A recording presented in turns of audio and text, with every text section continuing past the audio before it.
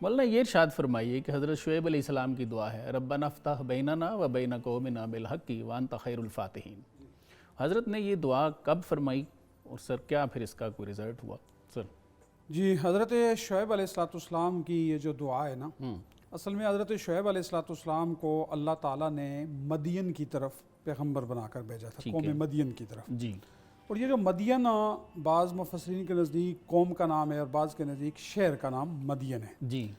اور یہ جو مدین ہے یہ اس وقت کی آپ یوں سمجھ لیں ایک تجارتی ہب اور تجارتی منڈی کا پوری عالمی منڈی کہلاتا تھا. ٹھیک ہے. کیونکہ یہ ایسی جگہ پر محل وقوع کے اعتبار سے واقع تھا کہ جہاں پر پورے جزیرہ عرب اور جتنی بھی یہ شام ہے اور اسی طرح جتنے بھی یہ علاقے ہیں نا، وہاں یہ ایک تجارتی منڈی تھی اور یہاں سے مال جو ہے وہ پوری دنیا کے اندر ایک قسم کا لوگ جو ہے وہ لے کے جاتے تھے. ٹھیک ہے.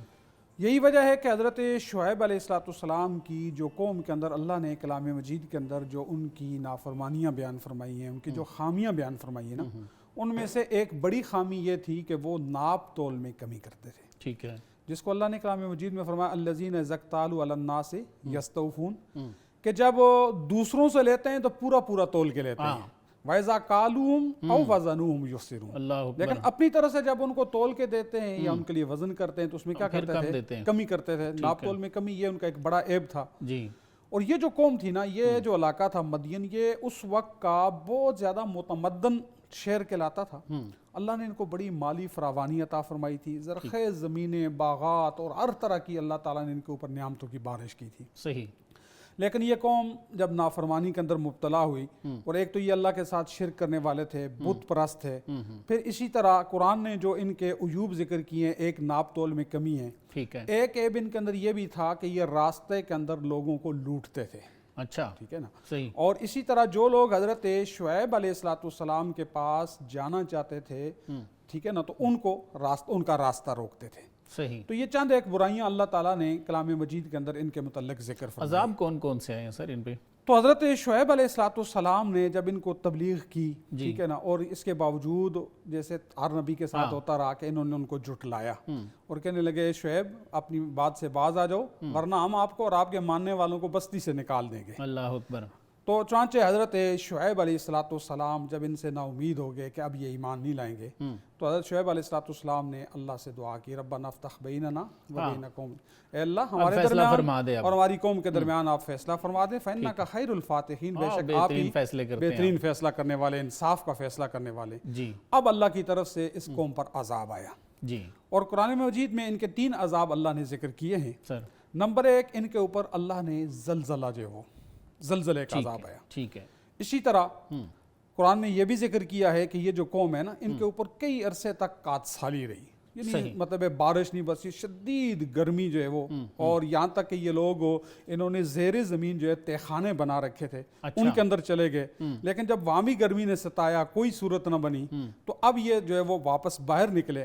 اور اللہ نے جب ان کے اوپر عذاب نازل کرنے کا فیصلہ کیا تو اللہ نے آسمان کے اوپر ایک بادل بھیجا، اور یہ سارے اپنے گھروں سے جہاں چھپے ہوئے تھے نا، سارے نکل کر اس میدان میں جمع ہو گئے کہ اب بارش برسے گی اور ٹھنڈے یہ جو گرمی ہے یہ ختم ہو جائے گی، قحط سالی ختم ہوگی. اور روایات کے اندر آتا ہے کہ پہلے اس بادل سے مطلب ٹھنڈی ہوا آئی. ٹھیک ہے. خوش ہو گئے کہ اب تو جو ہے وہ کیا ہوئے گی، مطلب ہے کہ معاملہ ختم ہونے والا ہے اور اب بارش برسے گی.